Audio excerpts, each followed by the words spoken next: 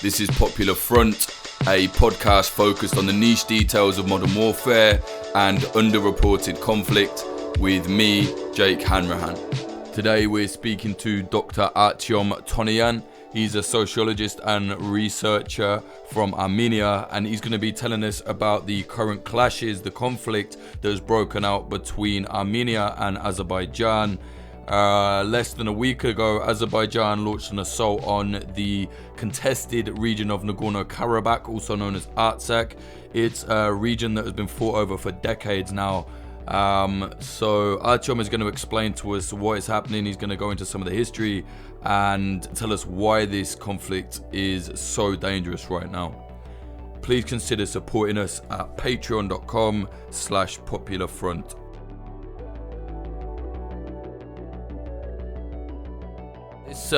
This conflict has been going on now for nearly a week.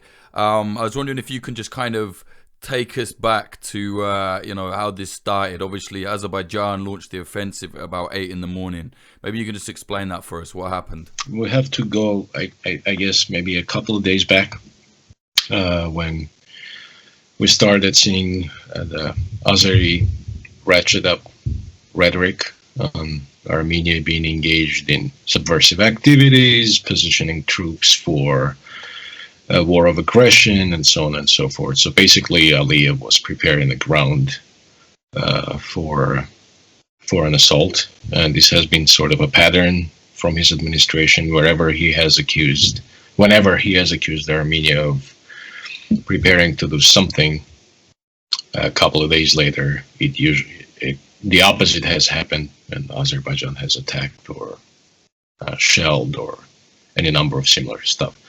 So a couple of days on September 25, Aliyev started speaking again on Armenia getting ready to attack, and he was applying and appealing to international actors to rein in Armenia, so on and so forth. And on on September 27, I started seeing on Telegram channels, on Twitter, and on Facebook that at 6 o'clock in the morning, Armenians had shelled a border village along the line of contact in Nagorno-Karabakh, and which, for all intents and purposes, was not true, but there were some images that emerged, probably images either from earlier or perhaps even, I wouldn't want to say faked, but there were some images of questionable origins. And within an hour, at 7:10 a.m. local time, Azerbaijan started attacking with heavy artillery fire at first, as wars of this type are usually started, preparing for a ground invasion, essentially. The artillery was targeting the Armenian artillery positions and the front lines. And so it started from there, and our Armenians incurred, as is expected, casualties, heavy casualties probably. We are still not sure about the numbers of the dead on the first day. Even today, according to the official numbers, about 156 to 160 official deaths from the Armenian side. Yeah, but so that's how it essentially started. Mm-hmm. Right. And maybe you can just go into a brief background of the region, Nagorno-Karabakh. We did do an episode all about the place, but if you can briefly kind of sum up why this is contested land between Armenia and Azerbaijan. The region is complex as it gets, right? And so there are clashing histories, and more importantly, there are clashing historiographies. So, for Armenians, Nagorno-Karabakh is known as Artsakh, as a historic Armenian province that has been part of the Armenian ethno-religious presence in the region since time immemorial. The Armenian historiography contends with some grounds backed up by non-Armenian historians that Armenia has had a long presence in the region. But demographically, the region undergoes several important changes because of waves and waves of invasions. But by 12th, 13th century, the demographics of the region have changed considerably, and not in favor of the Armenians, due to the demise of the Albanians who lived in some of the territories in Karabakh, not just Nagorno-Karabakh, but the lowlands, but also the expansion of Tatar-Mongol invasions, the expansion of the Persians upwards, and so the region undergoes tremendous demographic changes where Armenian numbers start dwindling and dwindling. But Nagorno-Karabakh itself, according to the best available historic data that has been compiled, studied, restudied, and so on and so forth, the Armenians in Nagorno-Karabakh, for all intents and purposes, have kept a certain degree of majority, demographic majority. So the Armenian presence in Nagorno-Karabakh has had a rather robust continuity over the years and over the centuries. Now, the Karabakh, when we say Nagorno-Karabakh, we mean the mountainous Karabakh, which also means that there is part to Karabakh that is not mountainous, which is the lowlands to the east of Nagorno-Karabakh proper. That's where Armenians have had sort of historically demographic low numbers, and by the 18th century, the Armenians of the Karabakh lowlands, for all intents and purposes, had either moved to mountainous Karabakh or elsewhere, places like to Persia or to Yerevan Khanate or elsewhere, or even assimilated some. So that's sort of the pre-Soviet era. And then, having maintained that demographic robust continuity, when the region becomes part of the Soviet Union in 1920s, that majority had still been maintained. But politically, they had been basically divested of any political power. Having had some degree of sort of sovereignty, 5 Armenian Melik domes, as they are known, had maintained some degree of sovereignty, playing to different imperial powers to maintain this sovereignty, and so on and so forth. For all intents and purposes, under the Soviet Union, all of that was gone.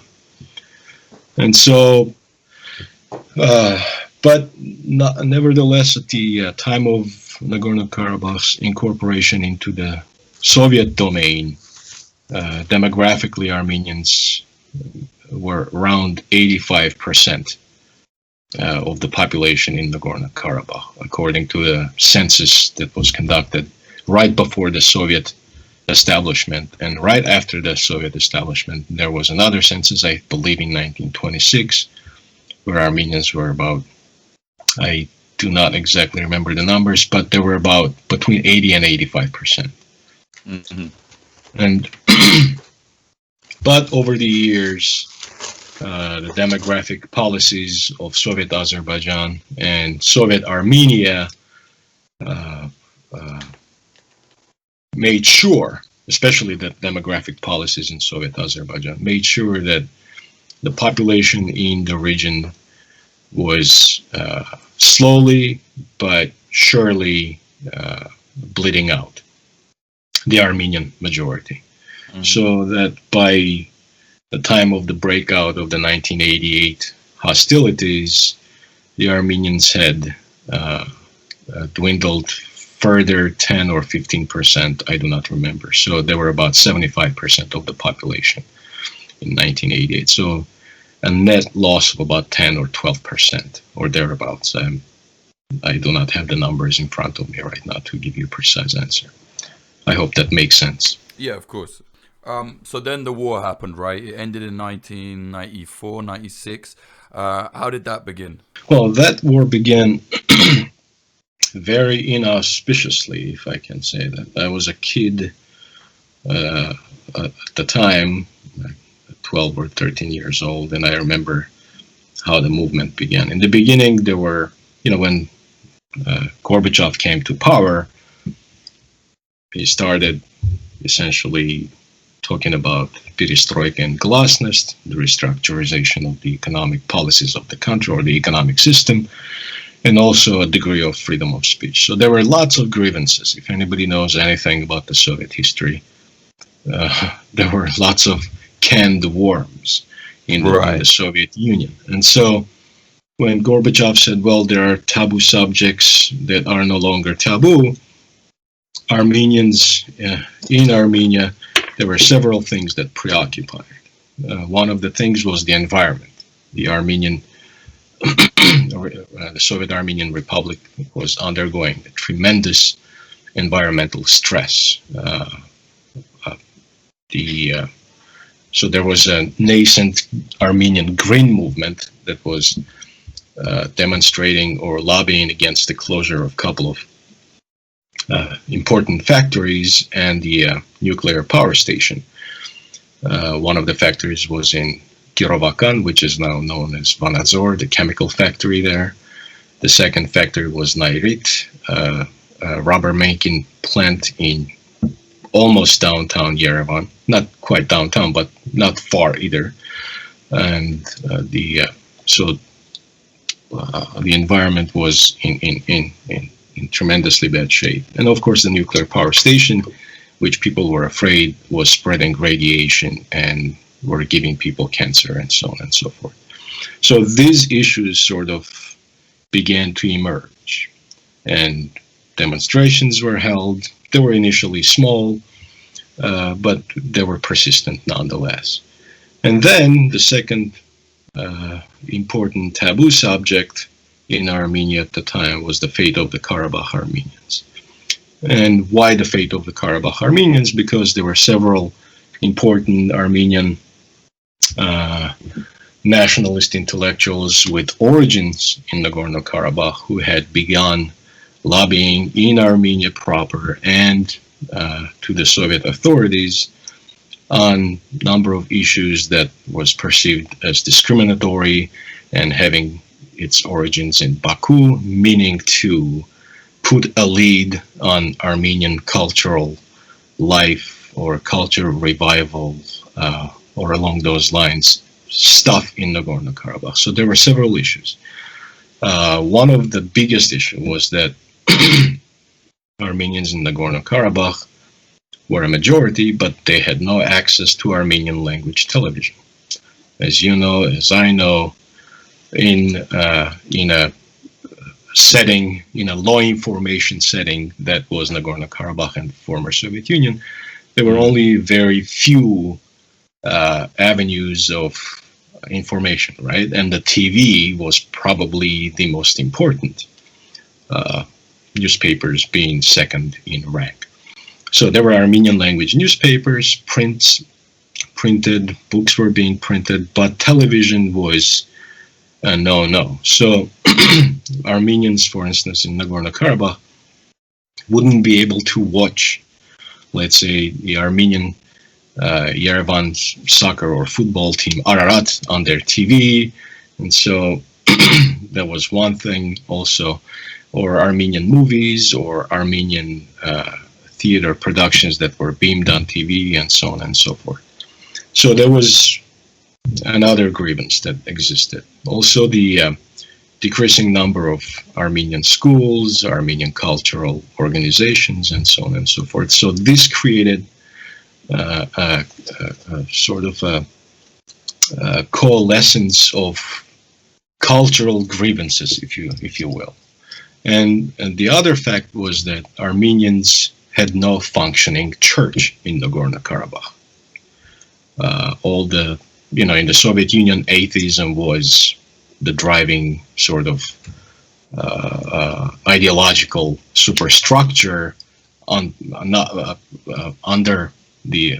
communism. So religion was suppressed throughout the Soviet Union, but that religious suppression felt especially acute in a place like Nagorno-Karabakh. So in order for Armenians, for instance, to baptize their children, they either had to bring priests from Armenia proper, or travel to Armenia proper to have their kids baptized, or maybe perhaps travel to Kirovabad, which is now Ganja, or to Baku to have Armenian functional religious figures baptize their children or do religious ceremonies for weddings. So there were lots of these cultural grievances that were brought to the attention of the Armenians in Armenia, and sort of these cultural grievances grew into a political platform where Armenian nationalists latched onto, and the Karabakh Committee was formed, and they started a movement demanding redress of these grievances. And so this happened around 1987, 1988. The first time we see these movements emerge are in 1987. And in 1988, it's more or less robust, and this becomes makes more often appearances in the public space, in the public square, and people are gathering on streets and demanding the Soviet government to acknowledge these grievances and do something about that.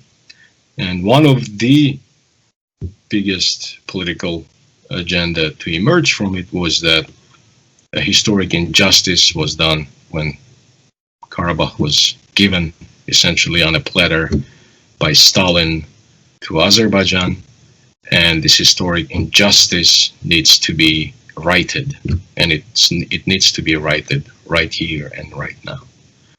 So that's sort of the pre-story of the 1988 movement. So it kind of created this awareness, right, of like Armenian identity, but very quickly, I remember reading Black Garden a few years ago, so correct me if I'm wrong, but I think very quickly it turned into clashes, right? It didn't stay peaceful at all. Yeah, and this is how it basically happened. Armenians started gathering in Yerevan, which is Armenia's capital, and where much of Armenian intellectual ferment happens, has a very forgiving winter, and so like this mess demonstrations would not happen, for instance, in my hometown of Gyumri, which is really, really, really cold in the winter. But Armenians in February started coming out on the streets in Yerevan in support of Armenians in Nagorno-Karabakh who had earlier in the year, in February of 1988, had started a signature gathering campaign in Stepanakert. Demanding in the capital of Nagorno-Karabakh, then known Nagorno-Karabakh Autonomous Oblast, the autonomous region. They had started a signature gathering campaign, sending directly to the center in Moscow, circumventing the proper so to speak, channels that were set in the Soviet Union. Instead of appealing to Baku, they leapfrogged Baku and sent their letters to the Moscow center, letting know about their grievances and the discriminations and all the other stuff that I told you about. And so the Armenians in Yerevan start coming out on the streets in solidarity with Armenians in Stepanakert, and soon the center in Moscow is riled. So is Baku, which sees that this is its territory, its domain, and Armenians are acting in bad faith. And so a couple of, maybe 100 probably, Azeris from the city of Aghdam start making their way in a counter-protest to Stepanakert to essentially tell the Armenians to bugger off. And the Armenians are not happy with that. Naturally, the temperatures are rising, and a small clash breaks out where 2 Azeris are killed. Now, the investigation post facto would determine that the killed Azeris were killed by Azeri policemen. But such nuances are lost in the heat of the moment, right? And a radio and a radio program broadcasts in Baku that there have been clashes and 2 Azeris have been killed, implying that the killers were Armenians, which could not be further from the truth. And based on these rumors, and rumors that Armenians have been displacing Azeris from southern Armenia, from the city of Kapan, based on these rumors, mobs made of youth essentially attack the Armenian residences in a town of Sumgait, which is essentially a suburb of the capital of Baku. It was a working class city, economically depressed, suffering from environmental problems. And so these youth descend on Armenians and start essentially killing Armenians indiscriminately. According to the official estimates, some 32 Armenians were killed in rather horrific and terrible and brutal manner. You can read about this. And there were the outrages that were committed against Armenians essentially shocked the Soviet Union. As you probably know, the flow of information was tightly controlled in the Soviet Union. But how do you hide something horrific as this? So images start making around. Armenians escape from Sumgait to Baku, and from Baku to other parts of the Soviet Union, to Russia, and this story breaks out. But interestingly, the Soviet press initially, I even remember when the clashes happened. My dad was an avid reader of the Pravda, and we were subscribed to Pravda, Izvestia, and Sovietsky Sport, the sort of flagship Soviet papers. And I remember opening the newspaper. My father opened the newspaper, waiting something hefty to hear from the Soviet government, from its official mouthpiece, on what had happened to the Armenians in Sumgait. And there was exactly probably 3 sentences saying that ethnic clashes have happened in Sumgait на бытовом уровне, I think that was the phrase used, which means on some insignificant matters. Right, and this was a massacre, right? Yeah, this was a massacre for all intents and purposes. But the Soviet government, in order to minimize and I guess to calm down passions, put on the 4th page, not even on the 1st page, maybe on the 3rd page, where a small sliver. I have the screenshot from Pravda. I can send it to you your way. You can see. And so that was sort of the beginning, and it continued several days. Finally, the Soviet internal troops get a hold of the situation and stop it from deteriorating.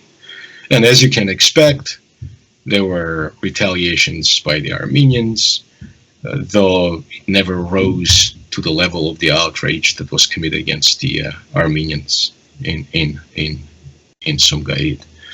But that sort of the spiral started from there.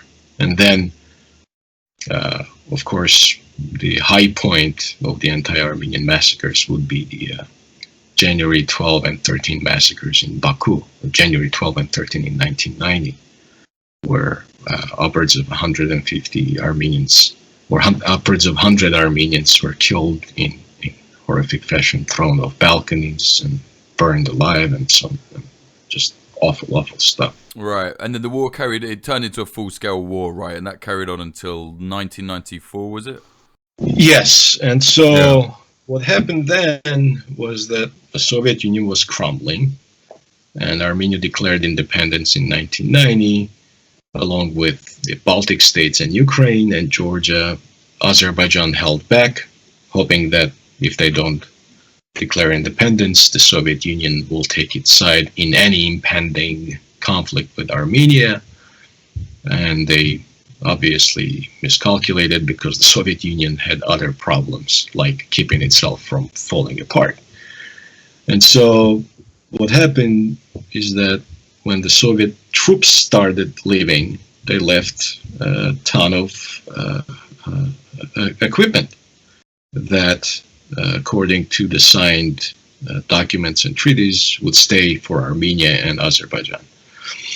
And so when Armenia and Azerbaijan became independent states, meanwhile, Nagorno-Karabakh would declare its own independence from Azerbaijan. So it became a tri-party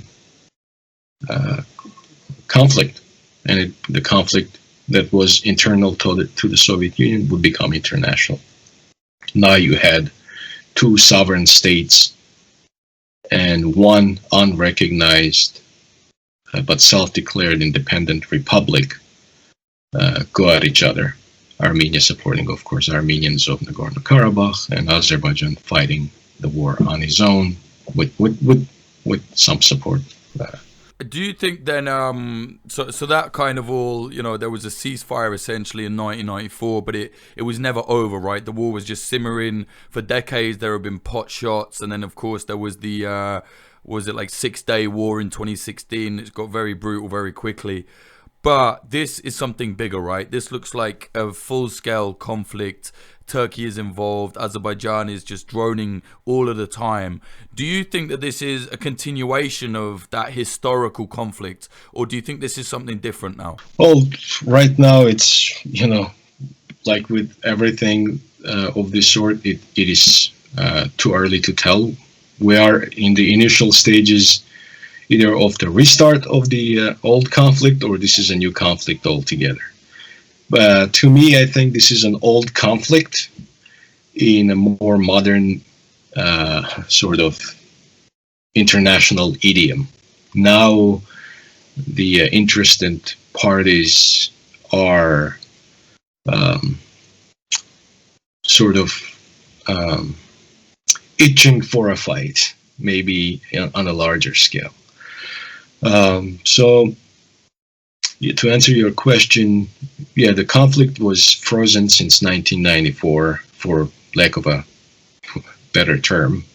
We entered in a zone of no war, no peace since 1994. Right. But yes, there were pot shots, there were local clashes. I participated in some when I was in the Armenian army in 1996 through 1998 in the Tavush region, which was the scene of the conflagration in 2016. I know the terrain. I was there.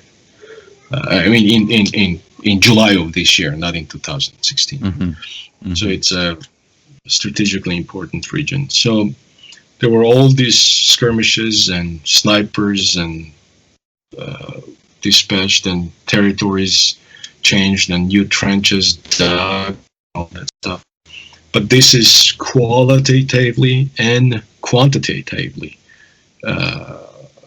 conflict of much larger scale, and with probably bigger stakes than ever. Right. Why do you think Azerbaijan is doing this? So a couple of things happen that, again, I think needs to be properly contextualized. When Nikol Pashinyan came to power, Armenia, until Nikol Pashinyan's coming to power, let's put it this way, had been talking to Azerbaijan either as equals under Robert Kocharyan as the winning, guy who was talking as equals to Ilham Aliyev's father, Heydar Aliyev. So Armenia and Azerbaijan were talking as equals, Armenia being the winning party. But with Serge Sargsyan, sort of the dynamic changed. Meanwhile, Azerbaijan was able to make a ton of money based on its oil revenue and so on and so forth, and acquired some stupendously sophisticated modern weaponry from Turkey and Israel and from Russia, basically itching for a fight with Armenia. And under Serge Sargsyan was sort of a more pliant character, politically speaking. Though he was considered Armenia's strongman within Armenia, he never sort of projected power in his dealings with Ilham Aliyev. And Armenia never sort of projected power in its dealings with Azerbaijan. So Armenia doesn't have the wealth that Azerbaijan has. It's obvious. But Serge Sargsyan was more of a, I do not want to say a weaker person, but certainly not a person that would essentially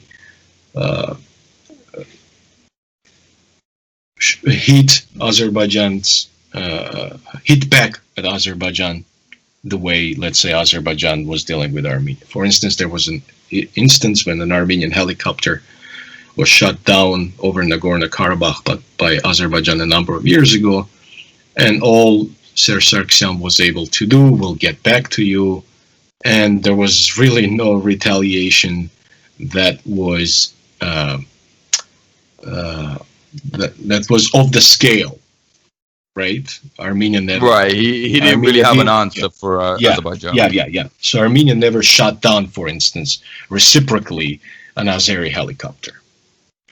And so Aliyev took it as a sign of, and probably the international mediators, as a sign of Armenia sort of losing ground, and so on and so forth. So Aliyev kept on growing its military, his country's military capabilities.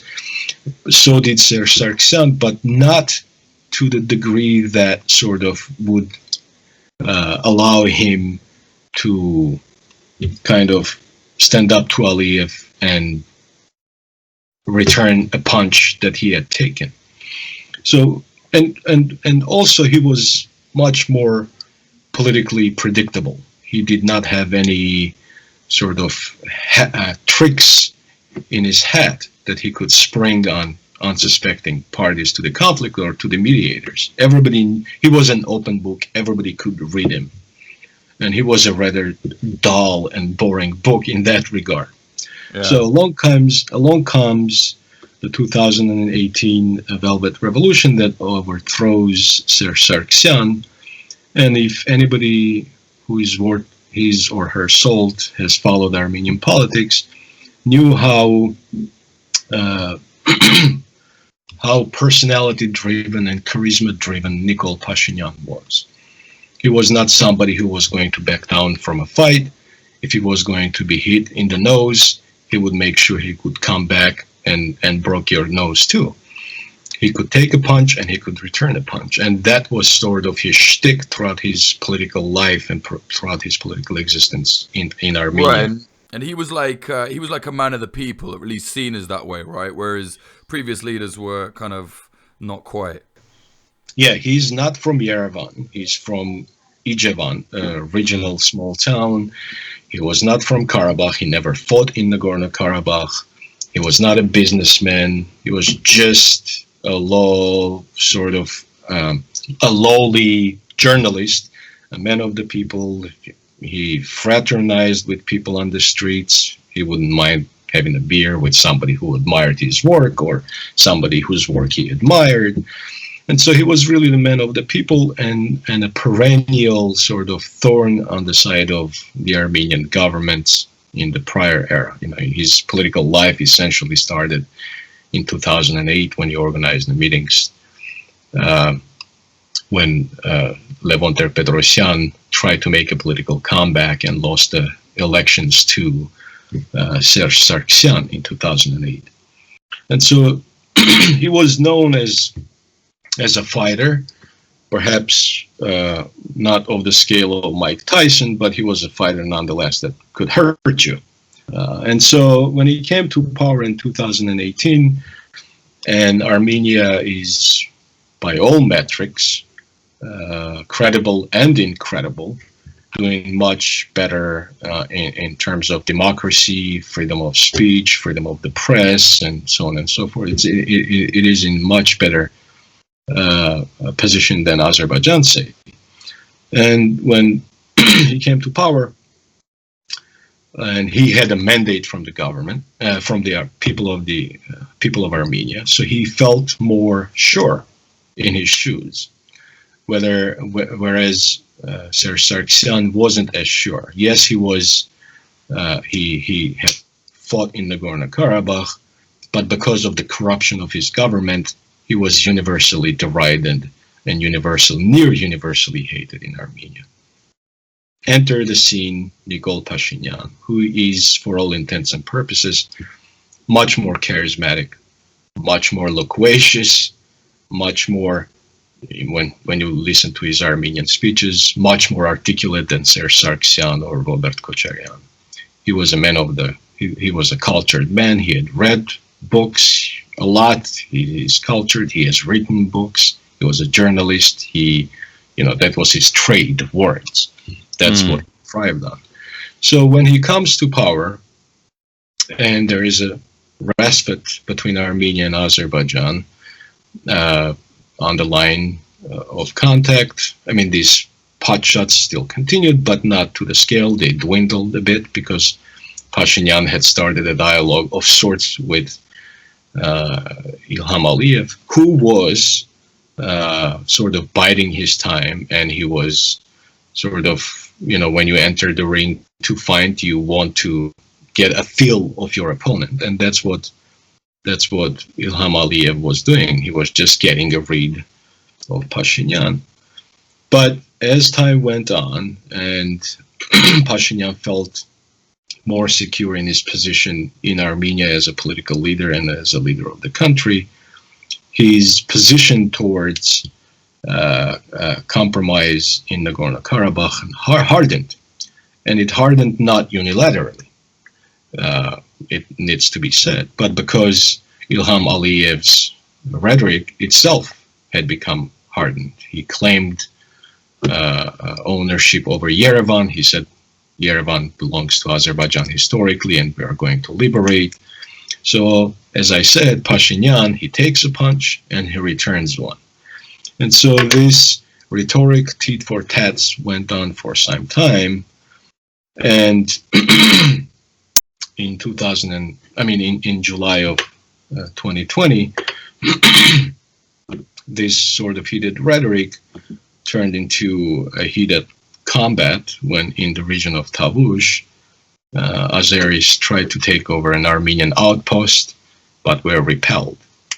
And so that sort of set in motion what we are seeing today, really. This new wave of violence didn't happen on September 27. It happened in July 12 or July 16, I can't completely remember, when Azeris tried to take over this outpost. Armenians repelled.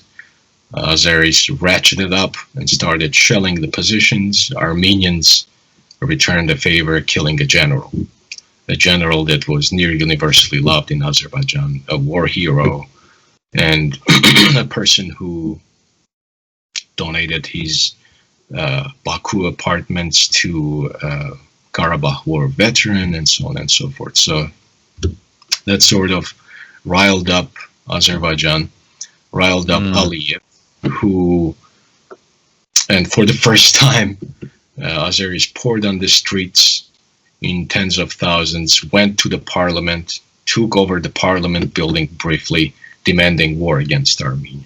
Yeah, that was crazy. It wasn't to say no war, as most people do. They were saying we want a war, right? You have to go and kill them. And Aliyev, really, I think, if my read of the situation is correct, he was really, really taken aback by this development because Azerbaijan is a wealthy country. has bought a ton of sophisticated weaponry. And if you read the Azeri papers or watch the Azeri TVs, the constant message is Armenia is about to fall apart. Armenia is economically degrading. Armenia has no legs to stand on. If we want, we can take all of Armenia tomorrow. We have all these weapons and so on and so forth.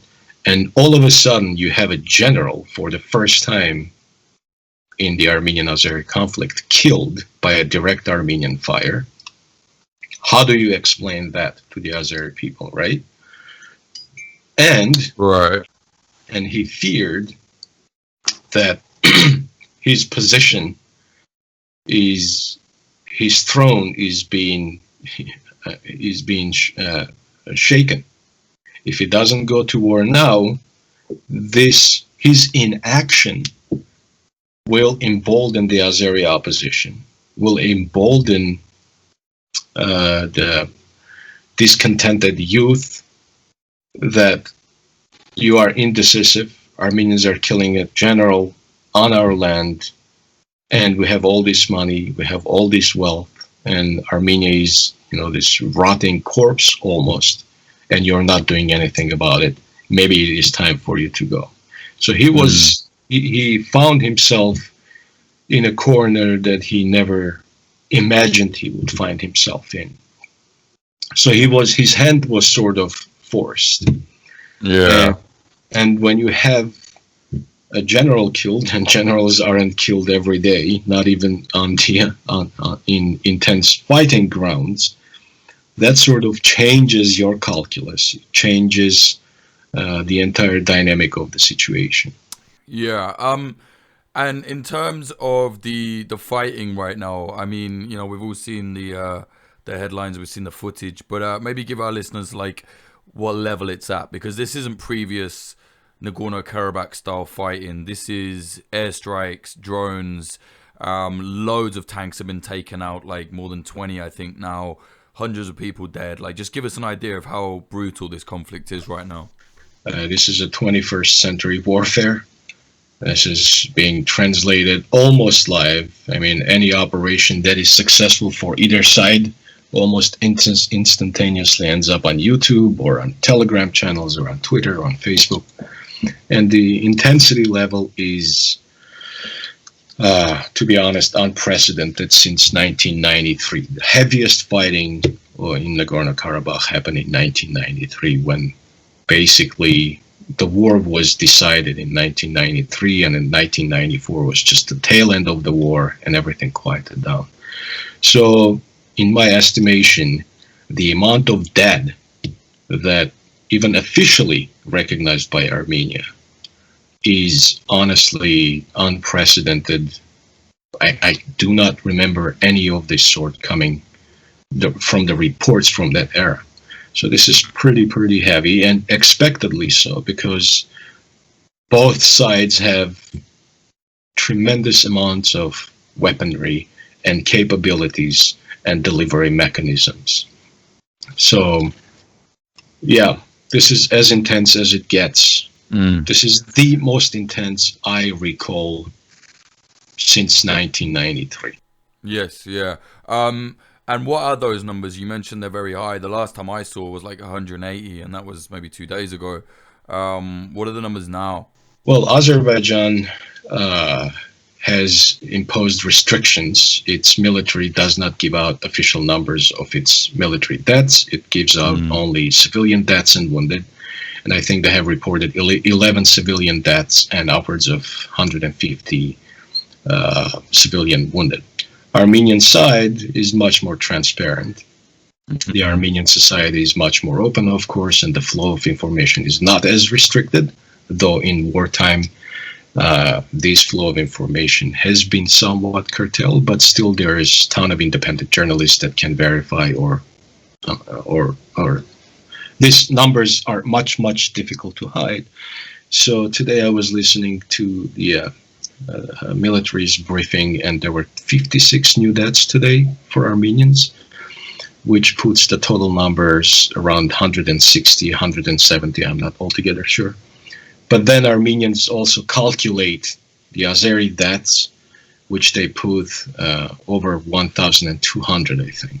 And it's not even been a week yet, right? The fighting hasn't even been going on a week. Just to give you an idea, the overall war deaths on both sides in the conflicts in 1990s, the 4-year conflict, was around 25,000. So if this scale continues, we're going to see that record being probably broken if this doesn't stop soon. Do you think there's any chance that this can be curtailed, like there can be some peace brought, some mediation, or do you think it's too late now? There are wheels that are turning, but I at the moment, I am usually a realist guy with a flicker of optimism. That's my sort of outlook on life.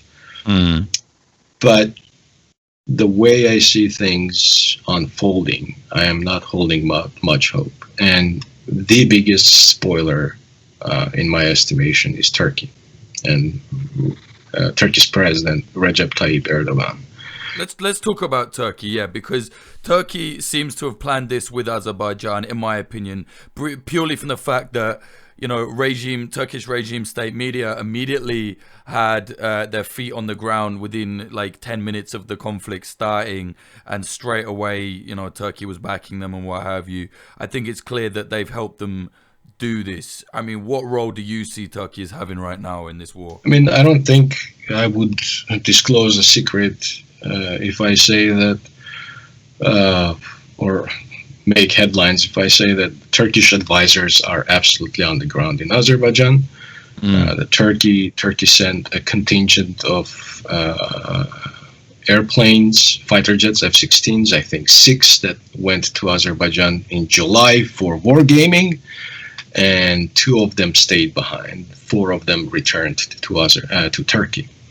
So Turkey has been giving Azerbaijan not just the moral support, tap on the back and prayer, as moral supports are usually done, but Turkey has, I mean, on official levels, from Erdogan, from the foreign minister Mevlut Çavuşoğlu, and from the defense minister Hulusi Akar, they have said time and again that they will provide Azerbaijan all that is necessary for them to liberate Nagorno-Karabakh, quote unquote, and they will do this on the negotiation table, but also militarily. And I believe them. When they tell you that, you have to believe that. And it's not just mere psychological operations to make Armenians, give up without a fight, so on and so forth. But I mean, this fight probably could not have happened with the degree of ferocity that we are seeing without Turkey's implicit and explicit soccer or support of Azerbaijan. And Armenians, officially are now claiming, on official level, Armenians are claiming that Turkey is absolutely a party to the conflict. In the early days of the conflict, Armenia accused Turkey of using its F-16s to bring down an Armenian Su-25 ground attack jet in Armenian territory. They accused Turkey of shooting it down, or at the least providing support to Azeri air defense forces.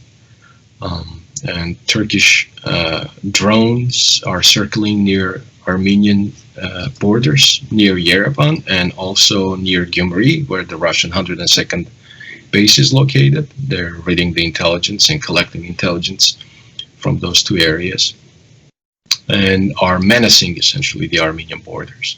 And there were reports actually that there have been some ground troop movements near the Armenian border. I am yet to see further confirmation of this.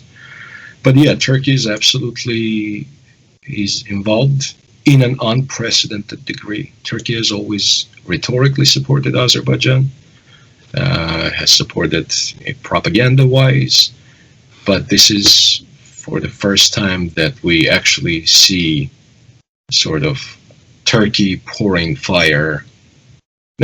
oil on the fire actively. It's not using fire retardants, but actually putting oil to the fire, making it even worse than it was going to be. Probably it feels emboldened by that. They've also there's also evidence that they've been sending these mercenaries from Syria into Azerbaijan. Now, when I first saw that, I was skeptical. I thought, why would they need to do that? What's the point? But it certainly now seems to be confirmed. At least some of their families back in Syria are saying, yeah, our lads went and fought. They died there. Now, if you look at who these people are, it's very worrying. These are militias who went into the Kurdish areas in Afrin, and they've been running kidnap for money, schemes. There are women that have been put under sex slavery, looting people's homes, and now they're in Azerbaijan fighting Armenians. Like, it looks bad. You know what I mean? It doesn't look good. Yeah, these are not your upstanding tax-paying citizens. Right. Yeah, and when the first reports started coming out, I think the first reporter reporting this was a person named Lindsay Snell, who I was told doesn't have the street cred, to put it that way, of being a reliable newsbreaker or reliable reporter. So I was skeptical myself. And, when you look at these things on the face of it, you sort of have to be. I have a skeptical mind. And so I thought, this is not going to happen. What is here for Azerbaijan, right? And then these reports became much more frequent and much more credible. And then the reports started coming from credible Kurdish sources. And again, I was skeptical. And actually, I was contacted by a British journalist working for a major British news outlet. I haven't been quoted by them, so I do not feel comfortable giving out the names. And contacting me and asking my opinion, and saying, have you seen these reports?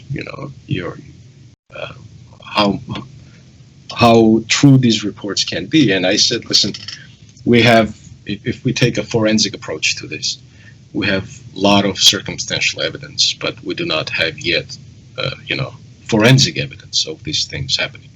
Rumors are just that. Probably they're just rumors. And I would be skeptical of any report that purports to show that there are Syrians on the way to Nagorno-Karabakh. Number one, because of the religious differences are always talked about. These are Sunnis. Azeris are by and large Shia. How can a Sunni reconcile in his mind and his heart fighting for a cause that is dear to the heart of the Shias of Azerbaijan, and so on and so forth? So there were these dynamics involved as well, but it just didn't make sense, sort of, even from the propaganda side.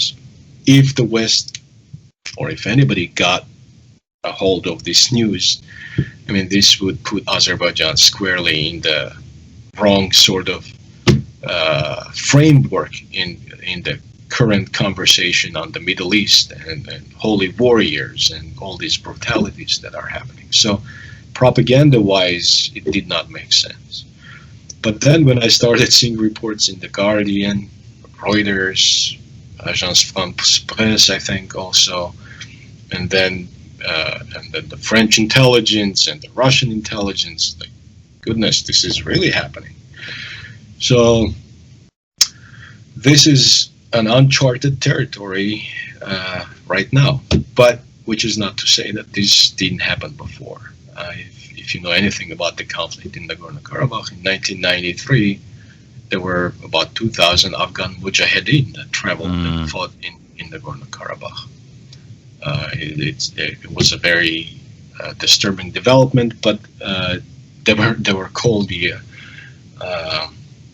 Afghanskie Gastrolyori in Russian, which means the Afghan itinerant performers, because they came, so to speak, for jihad and for money, but they neither got a proper jihad and neither got properly paid. So some of them ended up going either to Chechnya or further west to Bosnia. And so, not that this is not unprecedented, the involvement of foreign mercenaries in the war theater in Nagorno-Karabakh, but it is unprecedented in the way that how it's been organized by a NATO ally, by a major player in the region, by Turkey, who has essentially not become just a conduit for these mercenaries to travel, but are actively recruited by the Turkish intelligence and the military to be transported for the express purpose of fighting Armenians for a set amount of sum a month. Yeah, and NATO is largely silent on it. I mean, when it's complete truth that Turkey was paying for them to fight in Afrin and commit war crimes, and just nothing, nothing from NATO whatsoever. It's a very strange situation, like the modern day kind of, the way that these kind of brutal countries just get away with things now is quite worrying. You just spoke there about kind of religion briefly. I mean, do you think that will come into it if this carries on? I've certainly seen a lot of Christian militant kind of pages saying we need to help the Armenians, and obviously in the 2016 war, if I remember right, there was a Yazidi had his head cut off by an Azeri. 2 old people were shot, their ears were cut off, like very kind of sectarian level violence. Do you know what I mean? Do you think that still has a possibility of coming back, or is that something of the past? Yeah, that is actually the area of my research, and I have a book that I'm working on, the religious dimensions of the Armenian-Azeri conflict. I've been working on Lord knows since when, and I keep adding material. But it is a distinct possibility. And why is it a possibility? Is that in the times of war, my dissertation under a sociologist of religion named Peter Berger, a fascinating person to be around. And he had a very, very neat concept describing something like this. In times of crisis, he calls these times of crisis how he called it, the ecstasy of marginal situations. And in times of crisis, people either become religious, or if they are religious, their religiosity can jump sky high. Because when you find yourself in the midst of carnage, that on the face of it doesn't make any sense. I mean, who wants to go and nobody wakes up in the morning and makes a rational choice. I'm going to pick up a gun and go and fight, and so on and so forth. So in times of crisis, these things can happen, and you need as many allies as you can get. So you throw a wide net on who you can sort of recruit to your cause. And one of the easiest ways to recruit anybody to your cause is to present a cause that makes sense to the outsider as well, that appeals to his sensibilities. And but religion can provide sort of this system of meaning to draw in somebody who would be able to lay his or her life for a cause that is bigger than him. And so, and I'm speaking here as a sociologist. So these things can happen, and in the 1990s war, this was also absolutely the case. It never developed, the conflict never developed sort of an autonomous, self-propellant religious dynamic. Religion was instrumentalized. You know what I mean? Yeah. So the conflict, you cannot say the conflict is religious between Christians and Muslims, because at the deep root of it, it really is not. But when you need to motivate your people, right, they use it. Yeah, you use an arsenal of various tactics and messaging and so on and so forth. And religion that has been probably the earliest, one of the earliest sort of social glue in human history, apart from kinship, the family ties, and so on and so forth. Nothing binds together under the same sort of ideological canopy as religion, right? That's why my advisor, Peter Berger, called it the sacred canopy. It is a canopy that provides sort of a system of meaning within which your existence makes sense, that you're dying not for getting ahead in life economically, though that calculation may be in the back of your mind. But when you face an incoming bullet, or when you face an incoming arrow, or you face an incoming rocket, your death needs to make sense. And so these resources can be utilized and have been utilized throughout history. This is not, I'm not inventing or reinventing the wheel. And these resources and these arsenals have always sort of, standing by at the ready to be employed. And some of us are more vulnerable to these things than others, but it provides sort of a meaningful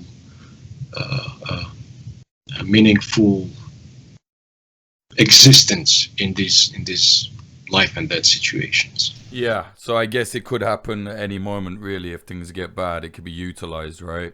What is Israel's role in this? I'm reading that they've been selling weapons to Azerbaijan, and then certainly they managed to expose some of those weapons in that stupid, crazy war pop video they did recently. How serious is that? The Israel selling the big weapons to Azerbaijan?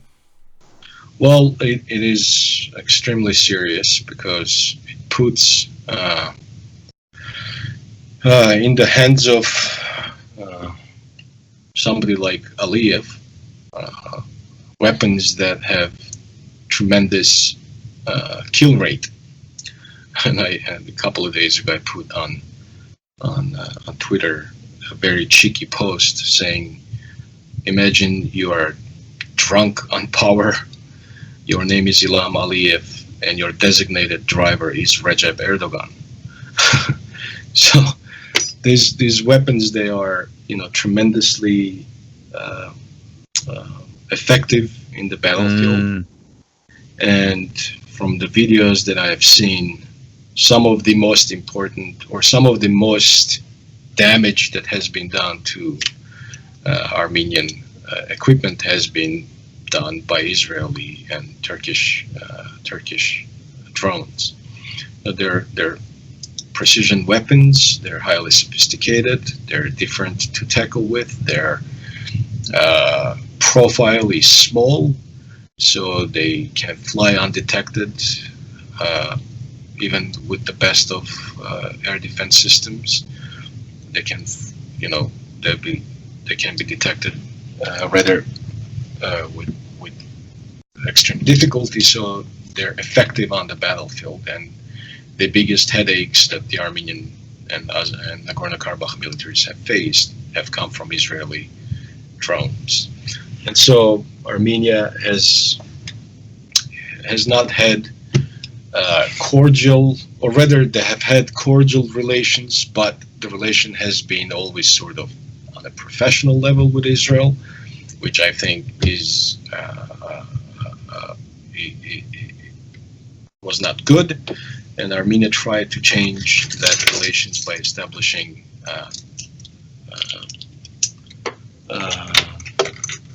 embassy in Israel. They opened 2 weeks ago or so, and yesterday Armenia recalled its ambassador from Israel in protest for Israel's continuing suppliance of weapons to Azerbaijan, as even we are speaking. I think there are like a couple of flights every day from Israel that bring this sort of weapons.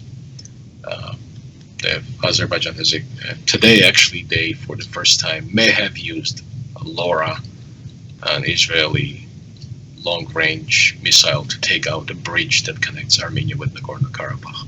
Yeah, I saw that footage. And what about Russia? Russia's in a weird space here, right? They've got a base in Armenia, but they also sell discounted weapons to Azerbaijan. They seem quite quiet at the moment, don't you think? Yeah, the Russia's posture has been, to Armenians in Armenia at least, Russia's posture has been mind-boggling in terms of, we have these formal relations with Russia on a bilateral level. We have a defense pact with Russia, but we are also part of CSTO, the Collective Security Treaty Organization, initiated by Russia, that Armenia is a member of, and Azerbaijan is not. And Russia's posture has been sort of an aloof imperial power that is trying to arbitrate between two recalcitrant teenagers. Russia does have a military base in Armenia.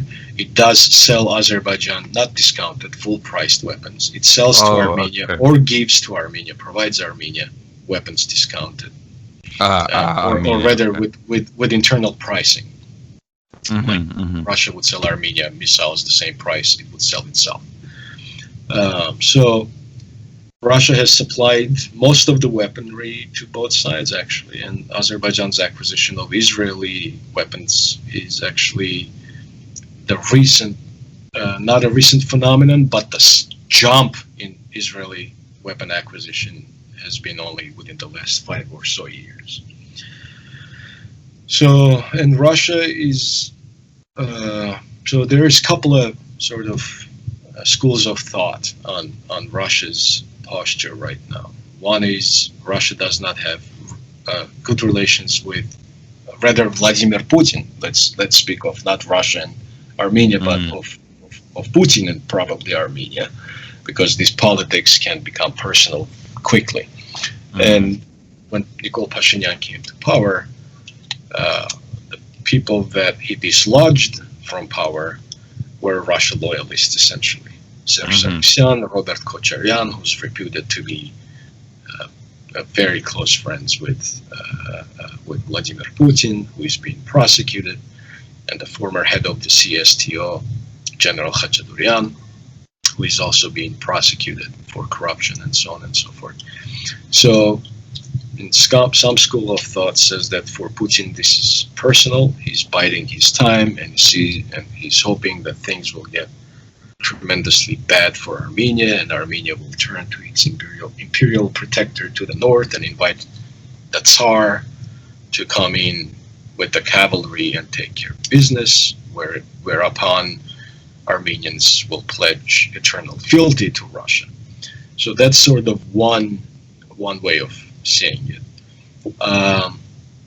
The second way of seeing it is that Russia is basically caught by surprise. They didn't expect such a forceful Azeri assault and such a robust Turkish support.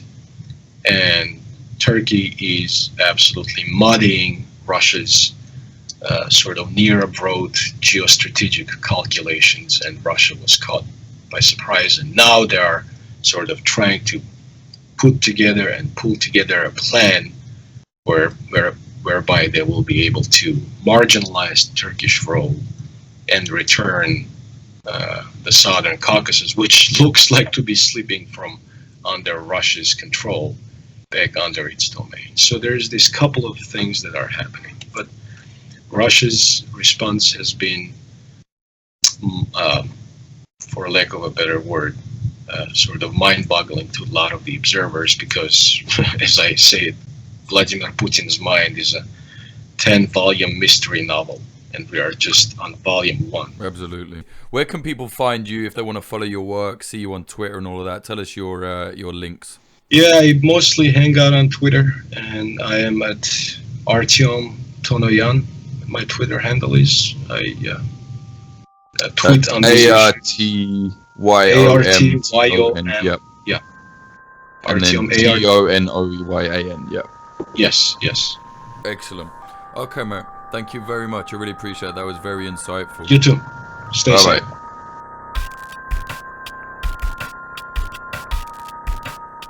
So That was Dr. Artyom speaking about the clashes and the horrific situation currently happening between Armenia and Azerbaijan, mostly played out in the contested region of Karabakh or Artsakh, but also now spilling out into the rest of the country. Really horrific situation. I definitely suggest reading a book called Black Garden if you want to get up to speed a little bit more with the kind of history of Nagorno-Karabakh. Also check out episode 5. Me and Armenian Azerbaijan did an episode completely solely about Nagorno-Karabakh about 2 years ago, and also I think episode 82 recently about the basically saying that this was going to happen, a simmering war between Armenia and Azerbaijan. And unfortunately it's happened, and it's absolutely horrific, very, very deadly. So yeah, definitely check that out, Black Garden, and listen to our other episodes. Yeah, please do consider supporting Popular Front. If you want to see this all keep moving, go to patreon.com/popularfront. There's premium episodes, bonus content, all sorts going on there that, you know, it's not a lot of money, and it helps us keep going, it helps us keep moving. So yeah, patreon.com/popularfront. This episode is sponsored by Oracle Coffee Shop in Portland, Oregon, USA. They're an independent coffee shop selling only fair trade products. See them at 3875 Southwest Bond Avenue, 97239. Tell them Popular Front sent you. You get a discount, hopefully. It's also sponsored by Grindcore House, a pair of independent coffee shops in Philadelphia, USA. One in South, one in West. Check them out on social media at Grindcore House. The episode is also sponsored by Propagandopolis, an outlet selling and informing people about historical conflict propaganda. That is Propagandopolis, Propagandopolis. Get prints at propagandopolis.com and enter the code POPULARFRONT10 to get 10% off. The episode is also sponsored by Black Triangle, an independent company selling self-defense tools. Check them out at blktriangle.com. Like I said, please consider supporting us on Patreon or go to popularfront.co/support to help us keep moving there. We are 100% independent, no corporate bullshit, no one trying to fuck with us, no one telling us, you know, oh, you should be taking the UN's line, you should be taking NATO's line. No, we report on conflict as it is, and we stay that way independently. Patreon.com/popularfront or popularfront.co/support. Follow us on social medias. You can follow me on Twitter or Instagram at Jake_Hanrahan, HANRAHAN. Popular Front Twitter is at PopularFrontCO. The Instagram is at popular.front. We've got 100,000 followers now somehow. Fucking God knows how. Thank you all so much for supporting us. Really appreciate that. Go to youtube.com/popularfront. Subscribe because we have something extremely special and exclusive coming very soon. It's going to cause a storm, I think, and it's unique. Only Popular Front can do it. You'll see it. I don't want to say nothing about it, but you know it's going to come within the next 2 months. youtube.com/popularfront. Check us out for everything. All the links compiled. You can go to popularfront.co, the website. You'll see it there. Thank you very much to the higher tier Patreons.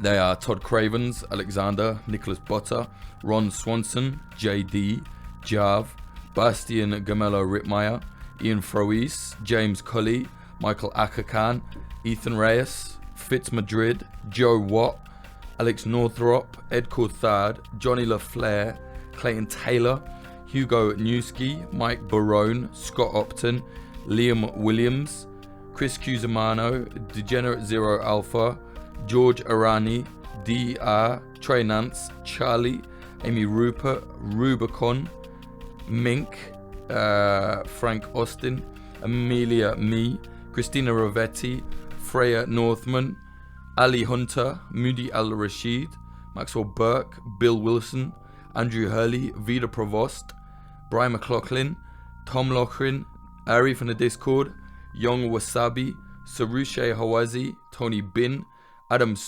Bergsnyder, Scartoon Music, Sebastian from the Discord, Stephen Davila, Anthony Kabarik, Patrick Bronte, Dan Dunham, Fletcher Tate, Chad Walker, Diana Gorvanek, Q-Ball, Lawrence Abrahams, Peter McCormick from What Bitcoin Did and Defiance, Emily Molly, Axel Iverson, Christopher Martin, Moritz Zumwalt, Kay Hardy Roberts, and Joanne Stocker. Thank you all so much. Without your help, this would plummet and burn. So thank you very much. Please do consider supporting us. Patreon.com/popularfront. There is so much coming. Trust me, get on it. Patreon.com/popularfront. Have a look, support us, keep it moving. Intro music. The intro was by Home and the outro was by Sam Black, son of Old. Check his music out at samblackpf.com. Sorry if the audio is all fucked. Like, I know I sound fucked. I'm ill and I'm tired. But yeah, more coming soon.